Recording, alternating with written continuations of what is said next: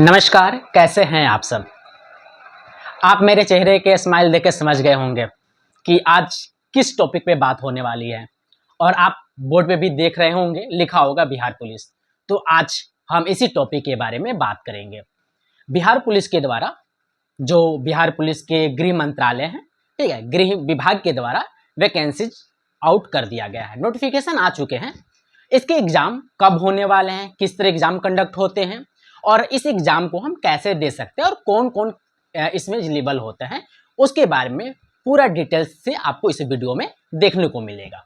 ठीक है, तो अगर आप भी चाहते हैं बिहार पुलिस इस साल 2025 में वर्दी पहनना, ठीक है, यदि आपको वर्दी से प्रेम है, आप चाहते हैं पुलिस विभाग में आए और समाज देश के लिए कुछ कल्याण करे, ठीक, तो आप इस एग्ज़ाम को क्वालिफाई करके आप वर्दी पहन सकते हैं। तो चलिए हम स्टार्ट करते हैं कि इस एग्ज़ाम को कैसे हम क्वालिफाई कर सकते हैं, कौन कौन से टॉपिक कवर करने होते हैं और ये जो नोटिफिकेशन आया, नोटिफिकेशन में क्या क्या बताया गया है। तो आइए देखते हैं। सबसे पहले आप देख पा रहे होंगे यहाँ पे मैंने लिखा है बिहार पुलिस, ठीक है, यानी बिहार पुलिस अभी जस्ट आप देख पा रहे होंगे 2023 में बिहार पुलिस की वैकेंसीज आई थी, ठीक, उसके एग्ज़ाम हुए, ठीक है, और उसका जो आप देख पा रहे होंगे अभी फिजिकल टेस्ट कंप्लीट हुआ है और फिजिकल टेस्ट कंप्लीट होते ही अभी आप देख पा रहे होंगे 2025 का भी नोटिफिकेशन आ चुका है, ठीक। और 2023 में जो वैकेंसीज आई थी, जिसमें बहुत सारे ऐसे कैंडिडेट रहे जो रिटन एग्जाम में रह चुके, ठीक है, रिटन उनका नहीं हुआ या फिजिकल नहीं हुआ, वो दोबारा प्रयास कर सकते हैं इस एग्ज़ाम के लिए, ठीक है। काफ़ी संख्या में कहा जा सकता है। पोस्ट कितना है? 19,838 19,838 पोस्ट आए हैं, यानी जो इस बार रिक्तियां हैं विभाग में, पुलिस विभाग में, वो कितनी है? 19,838। इसमें आपको 6,717 महिलाओं के लिए आरक्षित किया गया है। बिहार में जो होता है, ठीक है, महिलाओं के लिए आरक्षित किया गया है। तो उनके लिए कितनी सीटें आरक्षित हैं? आप देख पा रहे होंगे उनके लिए 6,717 सीटें आरक्षित है। अब बिहार पुलिस कांस्टेबल के लिए जो वैकेंसीज के लिए अप्लाई का डेट निकाला गया है, वो होली के बाद। आप देख पा रहे होंगे होली फेस्टिवल आ चुके हैं, रंगों का त्यौहार है, तो क्यों ना आप अच्छे से पढ़ें और बिहार पुलिस का एग्जाम क्वालिफाई करके पुलिस बन जाए, ताकि आपके भी जीवन में रंगों उल्लास से आप अपना जीवन व्यतीत करें। तो आइए अब देखिए, अप्लाई का जो डेट है 18 मार्च 2025, यानी बिहार पुलिस के लिए अप्लाई होगा 18 मार्च से, ठीक है। और जो लास्ट डेट रखा गया है, लास्ट डेट 1 मंथ का दिया गया है, 1 मंथ तक आप अप्लाई कर सकते हैं। लास्ट डेट क्या है? 18 अप्रैल 2025, यानी 18 अप्रैल 2025 तक इस पोस्ट के लिए अप्लाई कर सकते हैं। सबसे पहले 18 मार्च से अप्लाई होगा, लास्ट डेट क्या होगी? 18 अप्रैल, ठीक है। फिर उसके बाद आप देख पा रहे होंगे इसमें एप्लीकेशन फी में कितने चार्जेस लग रहे हैं। तो आप देख पा रहे होंगे जो जनरल से होंगे, ओबीसी से होंगे, ईडब्ल्यूएस से होंगे या अदर स्टेट से होंगे। जनरल, ओबीसी, ईडब्ल्यूएस या अदर स्टेट, उनके लिए 675 रुपया चार्ज लगेगा, ठीक है, एप्लीकेशन फी, ठीक है। रजिस्ट्रेशन फी एसटी एससी के लिए लगेंगे 180 रुपया, ठीक है। अब इसके लिए अप्लाई कौन कर सकता है? ठीक है, वैसे स्टूडेंट जो 12th पास हो। हमारे भारत में जो भी मान्यता बोर्ड संस्थाएं हैं, ठीक है, उनसे यदि वो 12th पास हैं, जैसे बिहार बोर्ड हो गया, यूपी बोर्ड हो गया, अदर स्टेट से जितने भी बोर्ड हो जाते हैं, उनसे यदि वो 12th पास हैं तो इस एग्जाम के लिए एलिजिबल है, वो अप्लाई कर सकते हैं, ठीक है। आप देख पा रहे होंगे किसी भी स्ट्रीम से हो सकते हैं, साइंस, आर्ट्स, कॉमर्स, कोई भी, ठीक है, 12th पास होना चाहिए, ठीक है। यहाँ पे ये भी नहीं कहा जा रहा है कि आपको फर्स्ट डिवीजन चाहिए, बस पास हो, आपके पास 12th का सर्टिफिकेट हो, ठीक है।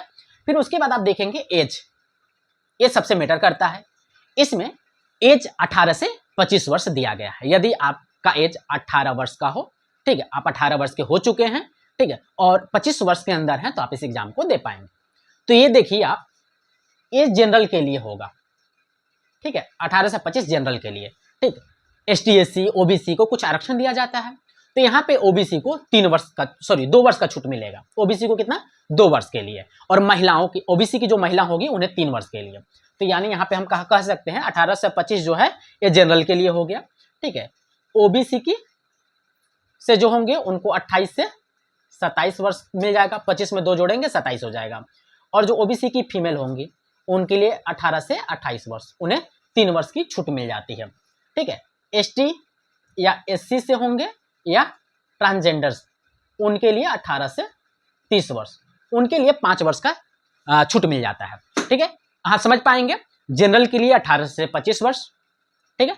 OBC के जो मेल हों उनके लिए 2 वर्ष का छूट रहता है, तो यानी उन्हें 18 से 27, ठीक है। और जो फीमेल होंगी OBC की, उनको 18 से 28, उनको 3 वर्ष की छूट मिल जाती है। वहीं ST SC या ट्रांसजेंडर कैटेगरी के हों तो उनके लिए 5 वर्ष की छूट दी जाती है, उनको 18 से 30 वर्ष। समझ में आया? चलिए, ये हो गया। अब ये समझ गए आप, ठीक है। 12th पास होंगे तब इस एग्जाम को दे पाएंगे आप। उसके साथ साथ आप जो भी कास्ट से बिलोंग कर रहे होंगे, आप 18 से 25, 18 से 27, 18 से 28 और 18 से 30 वर्ष के अंडर में हो तो इस एग्जाम के लिए अप्लाई कर सकते हैं। और साथ साथ में, ठीक है, बिहार पुलिस में जाना है तो आपको भी पता है पुलिस विभाग में हाइट, चेस्ट ये मैटर करता है, ठीक है। तो यहाँ पे आप देखिएगा, ये जो हाइट है जनरल BC के लिए, ठीक है, 165 सेंटीमीटर, EBC यानी इकोनॉमिकल बैकवर्ड कास्ट के लिए, ST और SC के लिए 160 सेंटीमीटर, ठीक है। और फीमेल के लिए, किसी भी कैटेगरी के फीमेल हो उनके लिए 155 सेंटीमीटर, यानी हाइट जनरल, ठीक है, OBC के लिए कितना है 165 सेंटीमीटर। वहीं EBC ST SC के लिए कितना है 160 सेंटीमीटर। और वहीं महिलाएं, किसी भी कैटेगरी की महिलाएं हों उनके लिए कितना है 155 सेंटीमीटर, ठीक है। अब बात करते हैं चेस्ट पे, यानी सीना की भी माप की जाती है, ठीक है। और सीना जनरल BC EBC यानी चेस्ट, इनकी क्या होनी चाहिए 81 होनी चाहिए, 81 सेंटीमीटर बिन फुलाए, ठीक है। और जब आप फुलाते हैं तो कम से कम 5 सेंटीमीटर बढ़ना चाहिए, ठीक है। तो मान लीजिए जनरल से हैं, OBC से हैं और EBC से हैं, तो आपका बिना फुलाए 81 सेंटीमीटर का होना चाहिए। जब आप सीना फुलाते हैं तो उस समय आपका 86 यानी 86 सेंटीमीटर सीना होना चाहिए, चेस्ट होना चाहिए, ठीक है। फिर उसके बाद ST SC के लिए 79 बिन फुलाए, अगर आप चेस्ट बिन फुलाए आपका चेस्ट मापा जाता है तो 79 सेंटीमीटर का होना चाहिए, ठीक है। और वहीं अगर फुला के माप किया जाए तो उस समय 5 सेंटीमीटर बढ़ना चाहिए, तो उस समय कितना हो जाना चाहिए 84 सेंटीमीटर। समझ में आया? और महिलाओं के लिए ये नहीं होता है, ठीक है। इसमें वजन भी मायने रखता है, कम से कम महिलाओं के लिए 48 किलो वजन होनी चाहिए। अगर 48 किलो से नीचे उनका वजन वेट है तो फिर वो डिस्क्वालीफाई हो जाएंगी। तो अगर जो महिलाएं होंगी, जो लड़कियां हैं, अगर इस वीडियो को देख रही हैं तो कम से कम वजन 48 किलो से ज़्यादा रखें अपना, ठीक है। अब देखते हैं इस एग्जाम में क्या होता है। सबसे पहले इस एग्जाम में आपको 3 फेजेज में एग्जाम कंडक्ट होते हैं। सबसे पहले फर्स्ट फेज, जिसको हम लिखित एग्जाम बोलते हैं, जिसको हम रिटन एग्जाम बोलते हैं, ठीक है। ये OMR शीट पे एग्जाम होता है, ठीक है। वस्तुनिष्ठ प्रश्न होते हैं।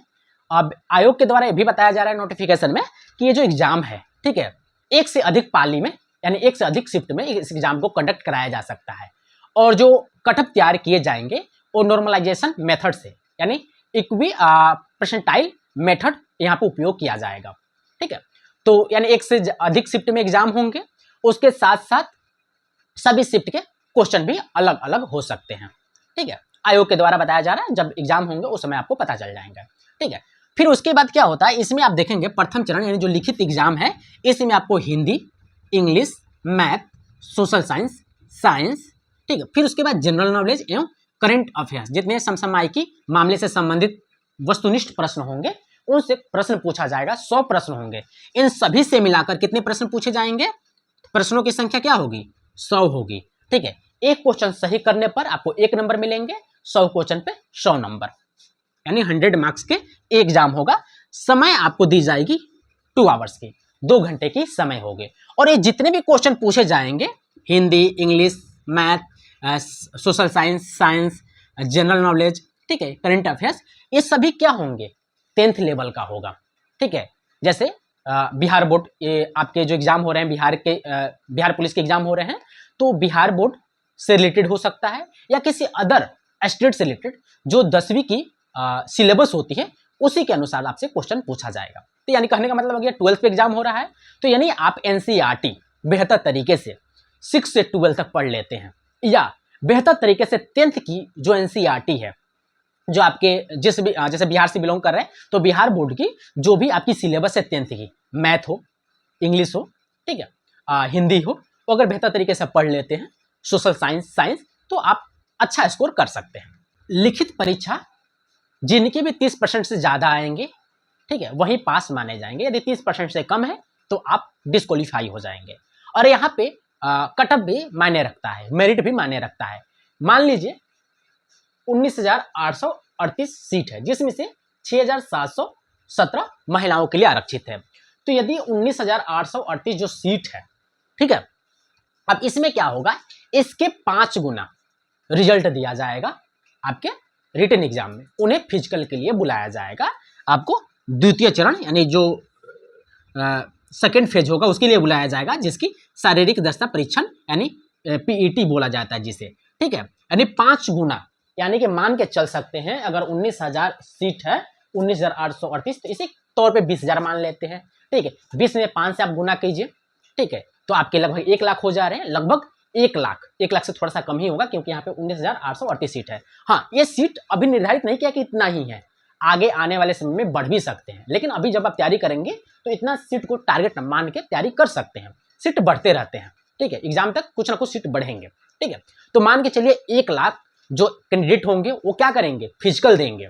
अब उस 1 लाख फिजिकल में आपको इसके अंडर में आना होगा, तब आप सीट अगर हासिल कर लेते हैं तो फिर आपकी जॉब हो सकती है, ठीक है। द्वितीय चरण में आपको मैंने बताया कि शारीरिक दक्षता परीक्षा होती है, जिसमें आपको 5 गुना कैंडिडेट को शामिल किया जाता है, ठीक है। ये 100 अंक की होती है। अब इसके बारे में समझेंगे कि आखिर इसमें क्या क्या आता है। और आप यहाँ पे देख पा रहे होंगे जो हाइट, चेस्ट है, ठीक है, ये आपके द्वितीय चरण के अंतर्गत ही आते हैं, ठीक है। जब प्रथम चरण आप पास कर जाते हैं, जब इसके एग्जाम पास कर जाते हैं, जो 100 नंबर का एग्जाम होता है, जो कटअप बनते हैं, कास्ट वाइज कटअप तैयार किया जाता है, इस कटअप के अंतर्गत आ जाते हैं, तो फिर आप द्वितीय चरण में जाते हैं। द्वितीय चरण में जाते ही सबसे पहले आपको क्या होता है, हाइट और चेस्ट मापा जाता है। इसके लिए कोई अंक नहीं दिया जाता, कोई नंबर नहीं होता है, ये क्वालिफाई करना होता है आपको। यदि आप 165 सेंटीमीटर के हैं तभी आप आगे की प्रक्रिया में भाग ले पाएंगे। अगर मान लीजिए कोई 163 जनरल या ओबीसी से बिलोंग करता हो, 164 सेंटीमीटर का हो गया, 1 सेंटीमीटर कम हो गया, तो डिस्क्वालीफाई हो जाएगा, एग्जाम भले क्यों ना निकला हो उसका, ठीक है। तो यानी ये आप पूरा कर रहे होंगे, तभी आप आगे की प्रक्रिया जो फिजिकल होगी उसमें दौड़ में, ठीक है, लॉन्ग जंप में, ठीक है, गोला फेंक में, ये सब में भाग ले सकते हैं। अब वो कितने कितने नंबर का होता है इसके बारे में अब हम आगे देखेंगे। मैंने बताया 100 अंक की होगी टोटल, लिखित परीक्षा 100 नंबर का, ठीक है। सेकेंड फेज पेट भी 100 नंबर का, ठीक है। अब देखेंगे इस 100 नंबर में गोला फेंक होता है, रनिंग होता है, लॉन्ग जंप होता है, ये कितने कितने नंबर की होती है। फिजिकल टेस्ट की बात कर रहे थे, ठीक है, यानी शारीरिक दक्षता परीक्षा। तो जब हम प्रथम चरण उत्तीर्ण कर जाते हैं रिटन एग्जाम, तो हम फिजिकल टेस्ट देते हैं। और फिजिकल टेस्ट में क्या है, तो जैसे मैंने बताया था कि इसमें क्या होता है कि सबसे पहले 100 नंबर का इसमें एक टेस्ट होगा, ठीक है, जिसमें दौड़, ठीक, गोला फेंक और ऊंची कूद, जिसे लॉन्ग जंप बोला जाता है, 3 भागों में डिवाइड किया गया है। तो हम बारी बारी से देखेंगे। सबसे पहले आप देखेंगे दौड़, ठीक है, ये कितने नंबर का होता है, 50 नंबर का होता है।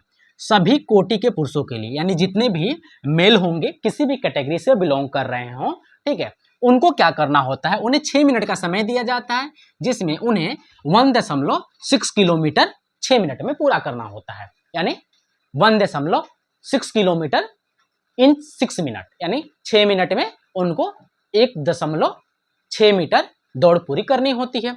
अब इसमें भी अंक मिलता है, किस तरह से, यदि वो व्यक्ति जो भी पुरुष हो, ठीक है, यदि वो 5 मिनट से कम समय में अपनी दौड़ यानी 1.6 किलोमीटर पूरी कर लेते हैं तो उन्हें 50 अंक दे दिया जाएगा, ठीक है। यानी अगर 6 मिनट, जो 6 मिनट समय दिया गया है, 6 मिनट से ज़्यादा समय यदि ले लेते हैं, 6 मिनट 1 सेकेंड हो जाते हैं, तो डिस्क्वालीफाई हो जाएंगे। यानी उनको दौड़ अगर पूरी करनी है, पास होना है दौड़ में, तो उन्हें 6 मिनट के अंतर्गत क्या करनी होगी, अपनी दौड़ पूरी करनी होगी। जो भी दौड़ के अंतर्गत डिस्टेंस जितना दिया गया, कितना डिस्टेंस दिया गया है, 1.6 किलोमीटर, ठीक है। तो अगर जो व्यक्ति 5 मिनट से कम समय में, ठीक है, 5 मिनट से कम समय में दौड़ पूरी कर लेता है तो उसे 50 नंबर दे दिए जाएंगे, ठीक है। मान लेते हैं 5 मिनट से कम समय में पूरी नहीं होती है, 5 मिनट से लेके 5 मिनट 20 सेकंड के अंदर में वो दौड़ पूरी करता है तो उसे कितने नंबर मिलेंगे? 40 नंबर। जो भी व्यक्ति की दौड़ 1.6 किलोमीटर यदि 5 मिनट से लेकर 5 मिनट 20 सेकंड के अंतर्गत यदि पूरा होता है तो उसे 40 नंबर दे दिए जाएंगे। मान लेते कोई ऐसा भी व्यक्ति होगा जिसकी दौड़ 5 मिनट 20 सेकंड से लेकर 5 मिनट 40 सेकंड के अंतर्गत पूरा हो रहा हो तो उसे 30 नंबर दे दिया जाएगा। ठीक है, फिर 5 मिनट 40 सेकंड से लेकर 6 मिनट तक में जो दौड़ पूरा करेगा उसे 20 नंबर दिया जाएगा। यानी कहने का मतलब हो गया कि 6 मिनट से यदि ज्यादा समय ले लेता है तो वो डिस्क्वालीफाई हो जाएगा, उसे असफल घोषित कर दिया जाएगा। ठीक है, फिर वो आगे के जो भी टेस्ट होंगे उसमें वो पार्टिसिपेट नहीं कर पाएगा। तो कहने का मतलब है कि जो 6 मिनट दे रहा है तो सबसे कम अंक है 6 मिनट में 20 नंबर। तो अब क्या करनी होगी? यदि आप बिहार पुलिस की तैयारी करेंगे एग्जाम निकालने के बाद, ठीक है, आपको दौड़ पे भी मेहनत करनी होगी, क्योंकि यहाँ पे डिपेंड करता है यदि आपके अच्छे मार्क्स आएंगे तो फिर आपका ज्यादा चांसेस बनता है कि सिलेक्शन हो जाए। तो यानी आपको प्रयास करना होगा कि 5 मिनट से कम समय में आप क्या करें, दौड़ को पूरा कर लें जिससे 50 नंबर मिल जाए। मान लेते हैं 5 मिनट से कम समय में पूरा नहीं होता है, लेकिन प्रयास ये रहेगा कि 5 मिनट से लेकर 5 मिनट 20 सेकंड के अंतर्गत आप दौड़ पूरा करें ताकि आपको 40 नंबर कम से कम मिल जाए। ठीक है, ये समझ में आया? ठीक है, इसी प्रकार सभी कोटि के महिलाओं के लिए भी, जो फीमेल हैं उनके लिए भी यहाँ पे कुछ रूपरेखा दिया गया है। लेकिन महिलाओं के लिए क्या रहता है, उनको 1.6 किलोमीटर नहीं पूरी करनी होते हैं, उन्हें पूरा करना होता है 1 किलोमीटर 5 मिनट के अंतर्गत। 5 मिनट के अंतर्गत महिलाओं को 1 किलोमीटर दौड़ पूरी करनी होती है। ठीक है, अब यहां देखेंगे यदि कोई महिला 4 मिनट से कम समय लेती है दौड़ पूरा करने में तो उन्हें 50 नंबर दिया जाएगा। ठीक है, यदि मान लीजिए कोई महिला 4 मिनट से लेकर 4 मिनट 20 सेकंड में अपनी दौड़ पूरी करती है तो उन्हें 40 नंबर दिया जाएगा। यदि कोई महिला 4 मिनट 20 सेकंड से लेकर 4 मिनट 40 सेकंड तक का समय लेती है दौड़ने में तो उनको 30 नंबर दिया जाएगा। और मान लीजिए कोई महिला ऐसी है जो 4 मिनट 40 सेकंड से लेकर 5 मिनट के अंतर्गत दौड़ पूरा करती है तो उन्हें 20 नंबर दिया जाएगा। 5 मिनट से 1 सेकंड भी अधिक हो जाएगा तो डिस्क्वालीफाई कर दिया जाएगा। तो यानी आपको जो समय दिया गया है लड़कियों के लिए 1 किलोमीटर 5 मिनट, तो प्रयास यही रहेगा कि 5 मिनट से कम समय लें आप। ठीक है, लड़कों के लिए 1.6 किलोमीटर 6 मिनट, यानी 6 मिनट से कम समय लें आप। वो आपके ऊपर डिपेंड करता है, यदि आप जितना बेहतर करेंगे उतना ही ज्यादा आपको नंबर मिलेगा, जितने ज्यादा नंबर रहेगा सिलेक्शन की चांसेस उतना ज्यादा बढ़ जाएगी। ठीक है, फिर उसके बाद होता है गोला फेंक। गोला फेंक में पुरुषों के लिए क्या है, इसमें 25 अंक दिया गया है। मैंने बताया था कि जो फिजिकल टेस्ट होगा 100 नंबर का होगा। ठीक है, तो यहाँ पे 50 नंबर दौड़ में डिवाइड किया गया है, 25 नंबर गोला फेंक में डिसाइड किया गया है और 25 नंबर लॉन्ग जंप में डिसाइड किया गया है। तो अब देखते हैं, यानी गोला फेंक 16 पाउंड का गोला होगा एक। ठीक है, इसको 16 फीट फेंकनी होती है। कितना? 16 फीट। पुरुषों को 16 पाउंड का गोला 16 फीट फेंकनी होती है। ठीक है, अब इसमें क्या है, यदि 16 से 17 फीट वो फेंक देता है तो उन्हें 9 अंक दिया जाएगा। ठीक है, 17 से 18 फीट यदि फेंक देते हैं तो उन्हें 13 नंबर दिया जाएगा। 18 से 19 फीट यदि वो फेंक देते हैं तो 17 नंबर दिया जाएगा। 19 से 20 फीट फेंक देते हैं तो 21 नंबर दिया जाएगा। यदि कोई ऐसे भी एस्टूडेंट होते हैं, कैंडिडेट होते हैं जो 20 फीट से ज़्यादा फेंक देते हैं, यानी कि जो दूरी होगी, जो गोला फेंकने की दूरी होगी, जो 16 पाउंड का गोला दिया जाएगा वो 16 पाउंड का गोला यदि 20 फीट से ज़्यादा दूर तक फेंक देते हैं तो उन्हें 25 में फुल मार्क्स दे दिया जाएगा। तो कहने का मतलब ये हो गया, यदि 16 फीट से कम हो जाता है डिस्टेंस तो डिस्क्वालीफाई कर दिया जाएगा। 16 फीट से लेकर 20 फीट से ज़्यादा यदि वो फेंकता है तो पास माना जाएगा, और जिस डिस्टेंस पे फेंकेगा उस तरह से उनको नंबर मार्क्स दिया जाएगा। जैसे मैंने बताया 16 से 17 फीट रहेगा तो 9 नंबर, 17 से 18 फीट के अंतर्गत रहेगा तो 13 नंबर, 18 से 19 फीट के अंतर्गत रहेगा 17 नंबर, 19 से 20 फीट के अंतर्गत रहेगा 21 नंबर, 20 फीट से ज़्यादा रहेगा तो 25 नंबर। ठीक है, ठीक उस प्रकार ये फीमेल के लिए भी दिया जाता है। फीमेल के लिए क्या है, यहाँ पे 12 पाउंड का गोला होगा, 12 फीट फेंकना होगा। यदि 12 फीट से ज़्यादा फेंकती हैं तो ठीक है, 12 फीट से कम हुआ तो डिस्क्वालीफाई कर दिया जाएगा। तो 12 फीट फेंकना है, 12 से 13 फीट फेंकती है 9 नंबर दिया जाएगा, 13 से 14 फीट फेंकती हैं 13 नंबर दिया जाएगा, 14 से 15 फीट फेंकती हैं 17 नंबर दिया जाएगा, 15 से 16 फीट फेंकती हैं 21 नंबर दिया जाएगा, वहीं 16 फीट से ज़्यादा हुआ तो 25 नंबर दे दिया जाएगा। तो जितना दूर फेंकेंगे, जितना ज़्यादा फिजिकल में मेहनत करेंगे उतना ही ज़्यादा चांसेस बनेगी सिलेक्शन होने का। ठीक है, अब हम लॉन्ग जंप पे देखेंगे, वहाँ पे 25 नंबर किस तरह डिवाइड किया गया है। तो उसके बाद आता है लॉन्ग जंप यानी ऊंची कूद। ऊंची कूद भी 25 अंक का होता है। इसमें भी दो तरह से डिवाइड किया गया है, एक तो मेल और दूसरा फीमेल। अब वो देखते हैं। सबसे पहले पुरुषों के लिए जो निर्धारित किया गया है कम से कम, ठीक है, न्यूनतम ऊंचाई 4 फीट, यानी जो ऊंची कूद होगी पुरुषों के लिए वो 4 फीट की होगी। ठीक है, अगर वो 4 फीट कूद जाते हैं तो उनको 13 अंक दिया जाएगा।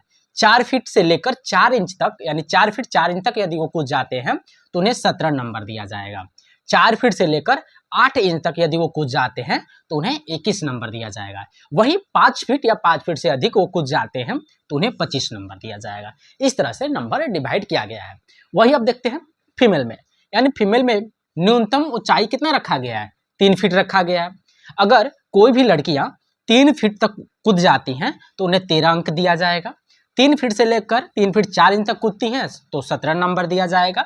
3 फीट से लेकर 8 इंच तक कूदती हैं, 3 फीट 8 इंच तक, तो उन्हें 21 नंबर दिया जाएगा। वहीं 4 फीट या 4 फीट से अधिक कूद जाती हैं तो 25 नंबर दे दिया जाएगा।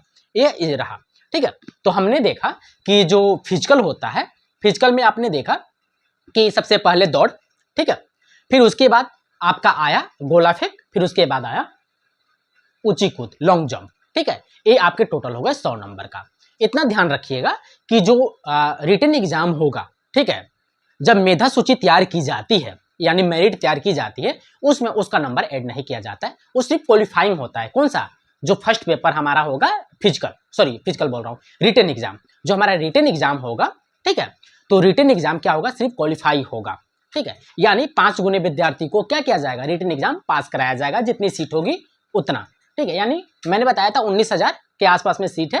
ठीक है, तो मान के चलो 1 लाख के आसपास में क्या होंगे, रिटन एग्जाम पास करेंगे। वह 1 लाख फिजिकल के लिए जाएंगे। अब उनको डिपेंड करेगा इन सभी फिजिकल पे, इसीलिए बेस्ट करने की कोशिश करेंगे आप। तो इससे क्या होगा, आपका नंबर ज्यादा आएगा, मार्क्स ज्यादा आएगा, तो मेधा सूची में भी नाम आने की संभावना ज्यादा बनती है। ठीक है, उसके बाद फिर होता है जब ये सभी आप पास कर जाते हैं, ठीक है, तो आपको तीसरा चरण यानी थर्ड फेज के लिए बुलाया जाता है, जिसमें दस्तावेज सत्यापन किया जाता है, यानी डॉक्यूमेंट वेरिफिकेशन किया जाता है। डॉक्यूमेंट वेरिफिकेशन में आपसे मांगा जाएगा आईडी कार्ड। आईडी कार्ड का मतलब हो गया कि आधार कार्ड, पहचान पत्र, ड्राइवरी लाइसेंस इत्यादि किसी प्रकार के आपके पास आईडी कार्ड हो तो वो आप एक ले जा सकते हैं। तो बेहतर यही रहेगा कि आधार कार्ड लें। आधार कार्ड तो सबके पास है, क्योंकि आप जब फॉर्म फिलअप करेंगे उस समय भी आप आधार कार्ड देंगे, तो सबसे बेस्ट रहेगा आधार कार्ड। ठीक है, फिर उसके बाद जन्म प्रमाण पत्र। और ये जो जन्म प्रमाण पत्र आपका होगा, वो आप जो 10th क्लास में आपका डेट ऑफ बर्थ होगा, ठीक है, उसके हिसाब से आपका जन्म प्रमाण पत्र होना चाहिए। ठीक है, फिर उसके बाद 10th और 12th की सर्टिफिकेट चाहिए, उसके साथ साथ मार्कशीट चाहिए, क्योंकि ये 12th लेवल की एग्जाम है। 12th जब पास कर जाएंगे, ठीक है, तो 12th वही पास करेगा ना जो 10th पहले से पढ़ा हो, तो इसलिए 10th का भी 12th का भी दोनों का सर्टिफिकेट और साथ साथ में मार्कशीट, ठीक है, आपसे मांगा जाएगा। फिर उसके प्रकार अलग अलग जो कैटेगरी से बिलोंग करते हैं उनसे जाति प्रमाण पत्र और निवास प्रमाण पत्र मांगता है। यदि कोई ओबीसी से होंगे, नॉन क्रीमिलियर होंगे, तो उनसे नॉन क्रीमिलियर सर्टिफिकेट मांगा जाएगा। ठीक है, तो इस तरह से ये चीजें मांगे जाते हैं। फिर उसके बाद इसमें बहुत सारे आ जाए, जैसे जो स्वतंत्रता सेनानी के पोता या पोती या नाती होंगे, ठीक है, उनसे उनके डॉक्यूमेंट मांगे जाएंगे। ठीक है, तो जो जिस कैटेगरी से होंगे, जिस तरह से होंगे, वो अपना डॉक्यूमेंट देख लेंगे। जब फिजिकल पास कर जाएंगे तो डॉक्यूमेंट वेरिफिकेशन के समय आप ध्यान रखेंगे, उससे पहले अपना सारा डॉक्यूमेंट आप रेडी रखें। सबसे पहले आप जो भी बिहार पुलिस की ऑफिशियल वेबसाइट है, उस वेबसाइट पे जाएं और वहां जाकर आप क्या करें, सबसे पहले सारा डॉक्यूमेंट देखें और डॉक्यूमेंट रेडी रखें। ठीक है, तो ये चीजें आपको मैंने विस्तार पूर्वक बता दिया। ठीक है, तो ये भी मैंने आपको बताया था, आप एग्जाम जो पास करेंगे वो सिर्फ क्वालिफाई होगा। ठीक है, जो भी आपका मेरिट बनेगा फिजिकल के बेसिस पे बनेगा। ठीक है, जब ये फिजिकल पास कर जाते हैं, डॉक्यूमेंट वेरिफिकेशन हो जाता है, उसके बाद होता है मेडिकल टेस्ट। ठीक है, और मेडिकल टेस्ट में जैसे हकलाहापन, ठीक है, उसके साथ साथ नेत्र देखा जाता है। ठीक है, फिर उसके बाद स्रोत दृष्टि देखा जाता है कि आपकी सुनने की जो क्षमता है कैसा है, देखने की क्षमता कैसा है। ठीक है, जब आप बोलते हैं तो हकलाते तो नहीं है। ठीक है, ये सारा चीज देखा जाएगा। ठीक है, अगर इन सब चीजों में आप बेस्ट पाए जाते हैं तो फिर उसके बाद आपका मेरिट में नाम आ जाता है, और मेरिट में नाम आने के बाद फिर आपको वो फिर आपकी नियुक्ति मिलती है, नियुक्ति पत्र बढ़ते हैं, फिर उसके बाद ट्रेनिंग पूरा करते हैं, ट्रेनिंग पूरा करने के बाद आप बिहार पुलिस में कांस्टेबल यानी बिहार पुलिस के जो कांस्टेबल वो हो जाते हैं। ठीक है, तो मुझे उम्मीद है कि जो भी मैंने डिटेल से बताया वो आपको बेहतर तरीके से समझ में आया होगा। ठीक है, तो मैं एक और लेक्चर आगे किसी वीडियो में लेकर आपको पूरा सिलेबस के बारे में बता दूंगा, बिहार पुलिस के लिए क्या क्या पढ़ने चाहिए, क्या क्या रिसोर्स आप फॉलो कर सकते हैं। ठीक है, तो जितने भी वीडियो देख रहे हैं मुझे कमेंट बॉक्स में जरूर बताएं कि इनमें से कौन कौन से लोग बिहार पुलिस की तैयारी करना चाह रहे हैं और आगे करने वाले हैं, और साथ साथ में ये वीडियो कैसी लगी। चलिए फिर मिलते हैं नेक्स्ट वीडियो के साथ। मैं आपका गुलशन कुमार, धन्यवाद।